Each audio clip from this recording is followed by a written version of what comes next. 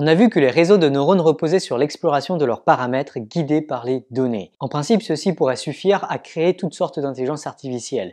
Mais en pratique, cette approche pourrait nécessiter des temps de calcul déraisonnables. Pour améliorer les performances du machine learning, il est alors pertinent d'ajuster l'architecture de nos réseaux de neurones en fonction des données que l'on cherche à étudier. En effet, les données que nos machines sont amenées à étudier sont tout sauf arbitraires. Elles contiennent généralement des symétries naturelles et il serait bon d'exploiter notre connaissance de ces symétries pour optimiser l'apprentissage de nos machines.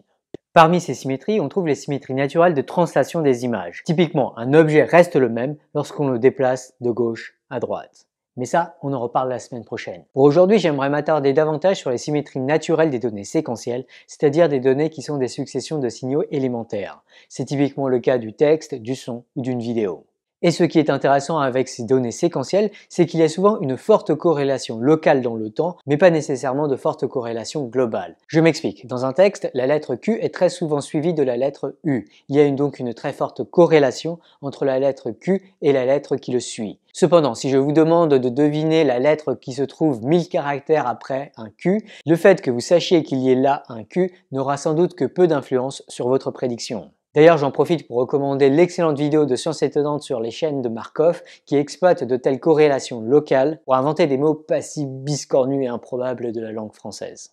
De même, comme on l'a vu dans l'épisode 21, l'IA Word2Vec de Google a su exploiter les propriétés de corrélation locale des mots pour inférer une représentation sémantique des mots et en déduire des manipulations sémantiques stupéfiantes telles que roi moins homme plus femme est égal à reine.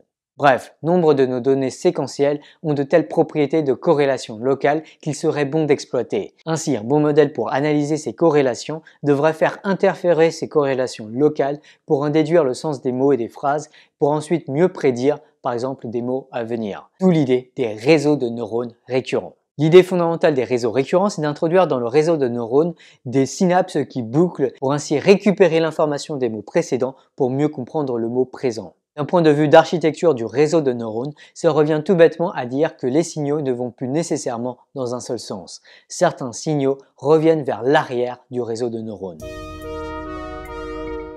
De façon amusante, ce genre de boucle récurrente est en fait équivalent à un réseau de neurones plus large. En effet, en un sens, on peut déplier ces boucles pour voir qu'un réseau récurrent fait en fait le même calcul qu'un réseau feed-forward plus grand. Pour comprendre cela, prenons le cas du réseau récurrent le plus simple, qui capte les données extérieures avec un neurone observable et conclut immédiatement son calcul avec un neurone de sortie.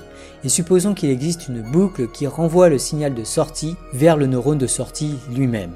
Le premier signal de la donnée séquentielle va être lu par le neurone observable qui va ensuite transmettre l'information au neurone de sortie qui conclut avec une réponse. Puis le second signal est lu par le neurone observable qui va transmettre l'information au neurone de sortie. Mais de façon intéressante, ce neurone de sortie va également prendre en compte la conclusion du neurone de sortie pour le premier signal. Il va donc combiner sa conclusion pour le premier signal avec l'information pour le second signal pour en venir à une conclusion pour le second signal. Puis il va combiner cette conclusion avec l'information qui lui aura été transmise pour le troisième signal pour en venir à une conclusion pour le troisième signal et ainsi de suite. Pour y voir plus clair, on peut copier-coller le réseau et considérer que chaque traitement d'information de chaque neurone correspond à une version différente de ce neurone. On voit ainsi que le premier signal est traité par la première version des deux neurones, le deuxième signal est traité par la deuxième version des deux neurones, avec, de façon intrigante, une synapse qui va de la première version du neurone de sortie vers la seconde version du neurone de sortie. Puis, le troisième signal est traité par les troisièmes versions des neurones, avec là encore une synapse de la seconde version du neurone de sortie vers sa troisième version, et ainsi de suite. On voit alors qu'on obtient un réseau feed-forward, c'est-à-dire un réseau dont tous les signaux vont de la gauche vers la droite. Tout réseau récurrent est équivalent à un réseau feed-forward. Ceci étant dit, on peut noter qu'un réseau récurrent ainsi déplié n'est pas n'importe quel réseau feed-forward. En particulier, les neurones et les synapses sont des copies les uns des autres. Voilà qui montre qu'à chaque instant, ce sont en fait les mêmes opérations qui sont utilisées, même si ces opérations s'appliquent à des signaux différents. Voilà qui montre qu'un réseau récurrent implémente automatiquement une forme de symétrie de translation à travers le temps. En plus d'exploiter la localité des corrélations, il exploite aussi ainsi la symétrie par translation des données séquentielles que l'on retrouve très souvent dans beaucoup de données séquentielles. Bien sûr, j'ai pris là l'exemple d'un réseau récurrent ultra simple, mais de façon intrigante, il est possible d'avoir des boucles de récurrence qui remontent plus ou moins loin dans le passé. Ces boucles ont une interprétation immédiate en termes de mémoire à plus ou moins long terme. En effet, une boucle très courte correspond à une mémoire à très court terme. L'information est réutilisée immédiatement et est potentiellement immédiatement détruite. Une boucle à plus long terme permet de garder l'information d'un signal en mémoire du réseau de neurones plus longtemps, ce qui permet d'exploiter des corrélations à plus long terme à l'intérieur des données séquentielles. Une autre conséquence intrigante de tout cela, c'est l'influence cruciale de la vitesse de lecture.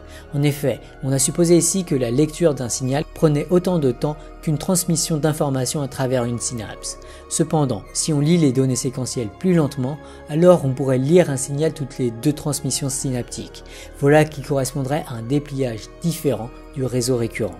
Et ça semble s'appliquer à nos cerveaux de primates aussi. En pratique, quand on lit un texte, on peut le lire plus ou moins vite, ce qui correspond à plus ou moins exploiter les corrélations entre les mots qu'on lit.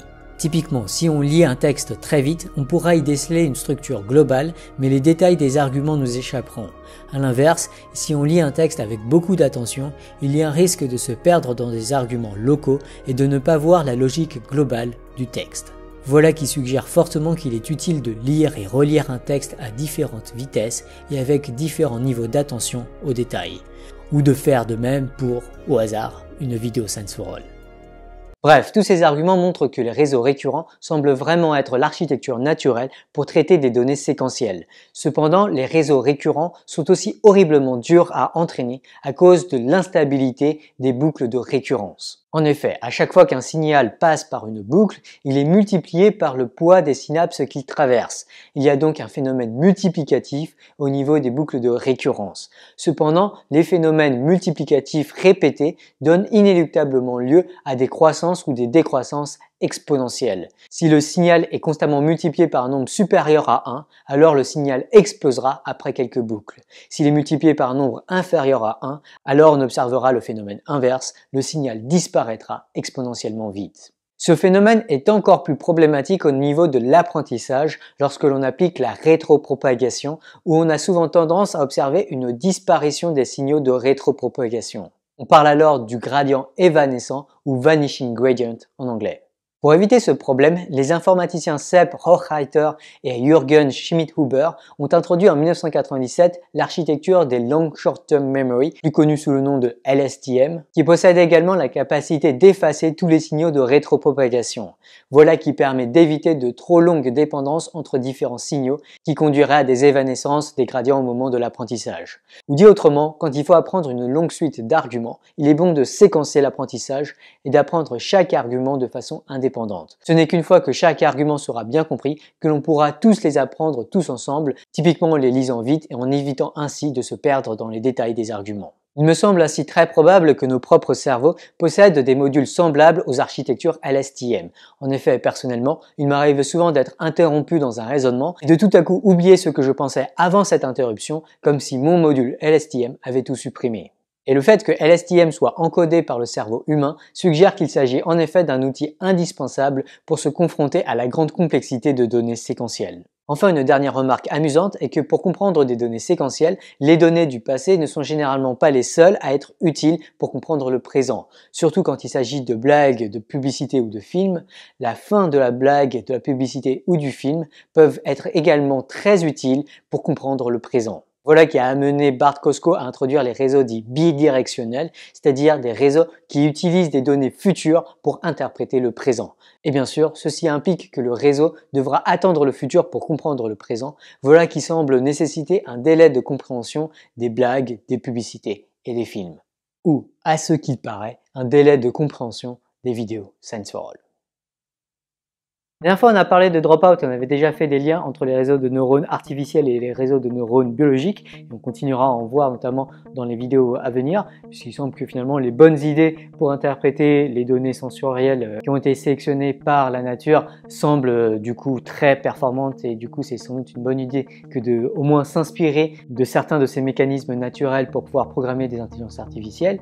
Et Joshua de Saint-TV fait la remarque que pour les réseaux de neurones naturels, il y a à la fois des signaux électriques qui sont envoyés entre les neurones, mais également des signaux chimiques, notamment des molécules neurotransmetteuses qui peuvent par exemple faciliter les signaux ou les réduire d'un neurone à l'autre. Et Joshua de Saint-TV demande du coup, est-ce que les informaticiens se sont inspirés de ça et est-ce que ce genre de choses a été programmé dans les intelligences artificielles aujourd'hui? Alors à ma connaissance, il n'y a pas vraiment de choses qui correspondent vraiment à ça, mais c'est très possible que juste, je suis pas encore tombé sur ce genre d'article, c'est très possible que ça soit déjà largement exploré, mais à ma connaissance, ce n'est pas un ingrédient indispensable en tout cas ou important des intelligences artificielles les plus performantes d'aujourd'hui. Mais encore une fois, je me trompe peut-être et si c'est le cas, dites-le dans les commentaires, je serais ravi de lire un peu plus à ce sujet. Mais globalement, l'impression que j'ai aujourd'hui et qui sera amenée possiblement à évoluer dans le futur, c'est que ces idées de base des réseaux de neurones artificiels fondés sur les fonctions d'activation et la rétropropagation des gradients est quelque chose qui me semble incroyablement efficace d'un point de vue purement algorithmique. En tout cas, il me semble vraiment que ces notions de poids synaptique, de signaux qui vont d'un neurone à l'autre et de fonctions d'activation sont vraiment des notions fondamentales, ainsi que la rétropropagation.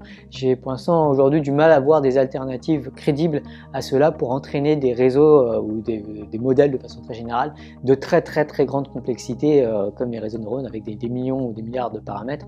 J'ai l'impression aujourd'hui que ça c'est vraiment l'ingrédient de base. Après il y a plein d'ingrédients à mettre par-dessus et peut-être qu'il y a d'autres paramètres sur lesquels on peut jouer, des espèces d'hyper paramètres sur lesquels on peut jouer, comme par exemple il y a une discussion très récurrente sur ce qu'on appelle les learning rates, c'est-à-dire on a une direction de gradient mais à quel point on suit cette direction de gradient, est-ce qu'on fait un pas de gradient ou est-ce qu'on peut se permettre de faire 100 pas du gradient tout à coup. Donc ça correspond vraiment à la question du learning rate et peut-être que varier le learning rate au cours de l'apprentissage, notamment peut-être avoir de temps en temps des sauts brusques du learning rate qui augmente, ça pourrait correspondre à avoir des espèces de neurotransmetteurs qui tout à coup facilitent la transmission de signaux.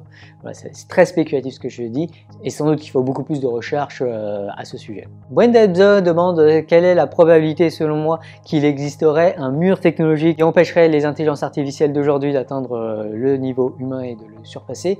Alors c'est toujours un peu compliqué cette question parce que c'est jamais très clair ce qu'on entend par les IA d'aujourd'hui. Ouais, il y a sans doute plein d'améliorations au niveau d'architecture, plein de petites astuces comme ça à mettre. On va parler aussi dans de futurs épisodes de mettre plusieurs modules les uns après les autres des réseaux avec des feedbacks intermédiaires. Bref, il y a beaucoup de progrès dans ce genre à faire, peut-être même combiner ça avec d'autres idées algorithmiques comme, je sais pas moi, MCMC ou Monte Carlo Tree Search dans le cas par exemple d'AlphaGo. Voilà, il y a plein de combinaisons possibles. Est-ce que ça, on appelle ça de l'intelligence artificielle d'aujourd'hui ou pas? Ma réponse bien sûr à cette question dépend de ce qu'on entend par quelles sont les technologies d'intelligence artificielle d'aujourd'hui, mais globalement je pense qu'aujourd'hui on a déjà quand même fait pas mal le tour de pas mal des techniques fondamentales de base en tout cas de l'intelligence artificielle et j'aurais tendance à parier qu'il n'y aura pas en tout cas besoin de révolution conceptuelle majeure. Ce sont plus des réflexions sur l'architecture des réseaux de neurones, comment combiner plusieurs choses pour que ça se passe bien, comment est-ce qu'on peut exploiter au mieux les données et la rétropropagation des réseaux de neurones pour faire de meilleures impressions d'un formule base, quelles fonctions d'activation utiliser plutôt que quelles autres, est-ce qu'il ne faut pas réduire la connectivité du réseau de neurones, et surtout l'impression que j'ai c'est que pour que nos réseaux de neurones d'aujourd'hui progressent beaucoup plus, il faut surtout qu'ils grossissent en taille et notamment en profondeur. J'en vois notamment l'argument de Turing dont on a parlé dans l'épisode 7 sur la taille nécessaire des réseaux de neurones pour atteindre le niveau humain.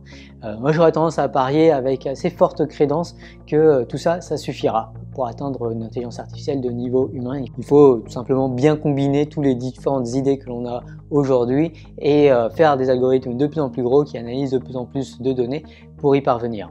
Bon, la question est un petit peu floue, du coup c'est un peu difficile de donner une probabilité, mais je pense assez confiant notamment sur l'importance de la descente de gradient stochastique, donc je mettrais quelque chose comme 95%, mais encore une fois ça dépend de ce qu'on entend par la question qui a été posée. Ensuite, une autre question qu'on peut se poser, c'est quelle est la probabilité, en tout cas selon moi, qu'il y ait un mur technologique entre l'intelligence artificielle et l'intelligence humaine, et là par contre la probabilité qu'il existe un mur technologique me semble vraiment epsilon avec epsilon très faible. Typiquement je mettrais peut-être epsilon de l'ordre de 1 sur 10 puissance 20 ou 10 puissance 30, ou enfin, un epsilon vraiment très faible. Pourquoi? Parce que j'en parle notamment dans mon livre sur la formule de Bayes. Il me semble que l'intelligence correspond essentiellement à calculer des probabilités avec la formule de Bayes ou des approximations de la formule de Bayes et optimiser les prises de décision pour maximiser les conséquences en fonction de notre fonction objectif. Et si on croit en ce formalisme qui me semble vraiment très convaincant, j'en parle très longuement dans mon livre, l'intelligence ne s'agirait vraiment que de calcul, et à ce moment-là, s'il ne s'agit que de calcul, j'ai bien peur que les technologies seront capables de faire des calculs plus efficaces, plus performants que nous, peut-être pas aujourd'hui, mais dans le futur, au fur et à mesure qu'il y a ce progrès technologique. Et surtout si on se dirige vers du hardware spécialisé pour les calculs de descente de gradient stochastique, typiquement dans des réseaux de neurones parallélisés, tout ce qu'il faut. Là, j'ai bien l'impression que les performances calculatoires des machines seront largement supérieures aux nôtres. Et si c'est le cas, et ça me paraît très probable que ce sera le cas, il me semble très improbable qu'il y ait un mur technologique entre l'intelligence des machines et l'intelligence humaine. Et j'espère que vous avez aimé cette vidéo. La prochaine fois, on va parler de l'autre grande architecture des réseaux de neurones qui est très utilisée, à savoir les réseaux de convolution. Si vous avez aimé cet épisode, pensez à le liker, à le commenter, à le partager, pensez à vous abonner pour ne pas manquer les futurs épisodes. Merci aux tipeurs pour leur don et j'espère que vous serez là la prochaine fois. Try to recite a song backwards. You can't because you learned it in a sequence. It's a kind of conditional memory. What you remember depends on what you've stored previously, right? It's conditional memory in that way. And that is what recurrent networks help us do. They help us compute conditional memory. All the time, if you have a large network with many LSTM cells, then of course a substantial fraction of that whole network is fast weights that are being trained or quickly adapted by a slow part of the network.